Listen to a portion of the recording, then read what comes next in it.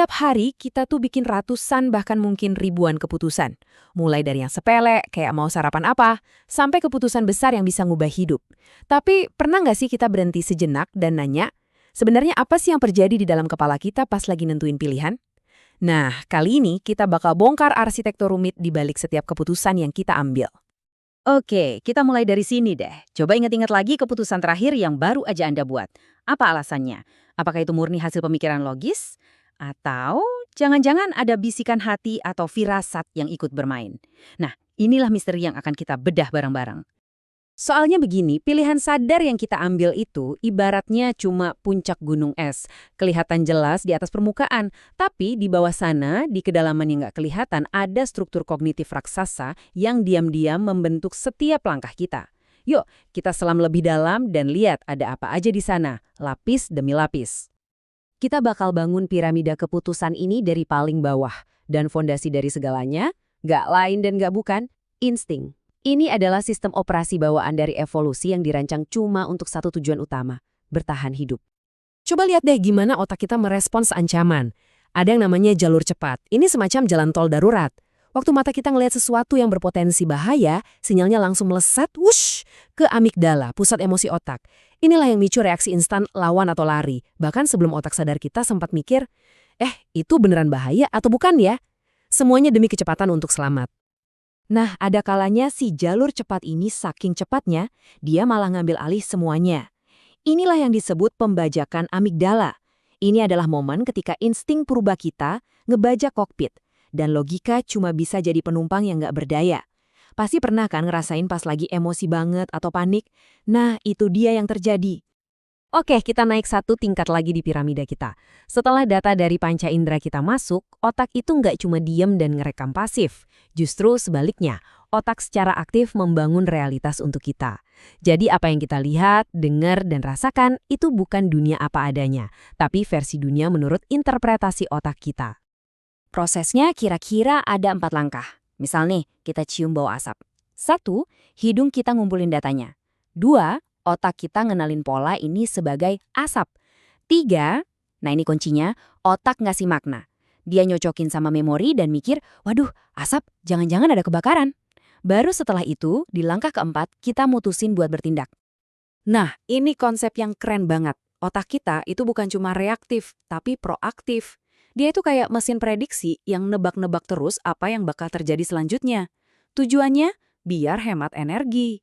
Jadi, realitas yang kita rasain itu sebenarnya adalah campuran antara data asli dari indera kita sama tebakan terbaik dari otak kita. Oke, sekarang kita tambahin lapisan ketiga ke piramida kita. Kita kan makhluk sosial, bukan penyendiri. Jadi pilihan-pilihan kita itu banget-banget dipengaruhi sama aturan main tak tertulis dari suku kita, atau yang kita sebut sebagai norma sosial. Terus kenapa kita nurut banget sama norma sosial? Jawabannya simpel, biar efisien. Dengan menyerap aturan-aturan ini ke dalam diri, kita nggak perlu mikir panjang lebar setiap kali mau berinteraksi. Keputusan sosial jadi otomatis, hampir kayak insting. Ini hemat energi mental banget dan bantu kita berfungsi bareng di dalam kelompok, keuntungan evolusioner yang luar biasa. Ini bukti betapa dalamnya norma sosial itu tertanam di sirkuit otak kita. Coba deh, pas ada orang nyerobot antrian, otak kita tuh langsung ngebak. Rasanya aneh, salah. Reaksinya itu mirip kayak pas kita ngelihat hitung-hitungan 2 tambah 2 sama dengan 5. Atau bahkan pas kita ngerasa terancam.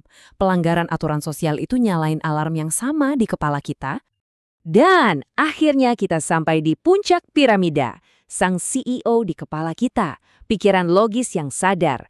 Bagian inilah yang bisa analisis rumit, bikin strategi, dan nahan diri. Tapi ada tatinya ya, bagian ini juga yang paling baru dalam evolusi dan yang paling boros energi. Nah, si CEO ini punya beberapa gaya manajemen. Ada yang rasional, itu pas kita bikin perbandingan plus minus buat beli HP baru. Ada yang intuitif, itu kayak feeling seorang pemadam kebakaran di lokasi kejadian. Ada rasionalitas terbatas, nah ini yang paling sering kita lakuin. Milih makan siang yang cukup oke aja karena udah lapar dan malas mikir. Dan ada kolaboratif, pas kita meeting bareng tim buat mecahin masalah. Intinya apa? Logika murni itu jarang banget kerja sendirian. Terus, kenapa logika murni jarang dipakai? Jawabannya karena otak kita itu pada dasarnya si kikir kognitif. Mikir keras itu capek, boros baterai.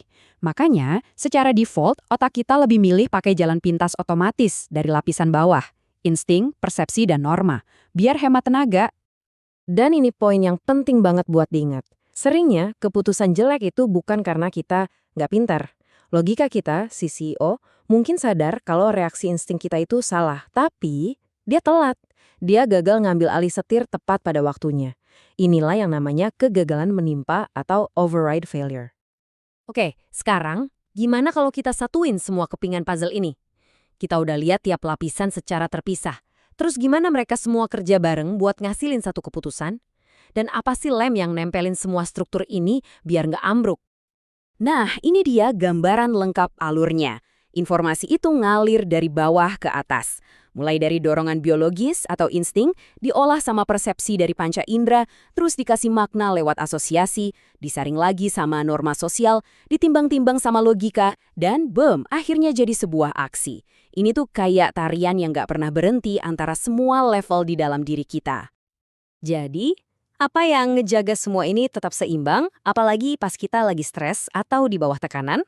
Disinilah kita ketemu sama satu konsep yang dahsyat, tumak ninah. Ini bukan cuma tenang biasa yang sebentar. Tumak ninah itu kondisi stabilitas batin yang dalam dan awet. Anggap aja ini kayak stabilizer buat seluruh arsitektur pikiran kita. Coba bayangin, tumak ninah ini sebagai pondasi yang kokoh buat piramida tadi.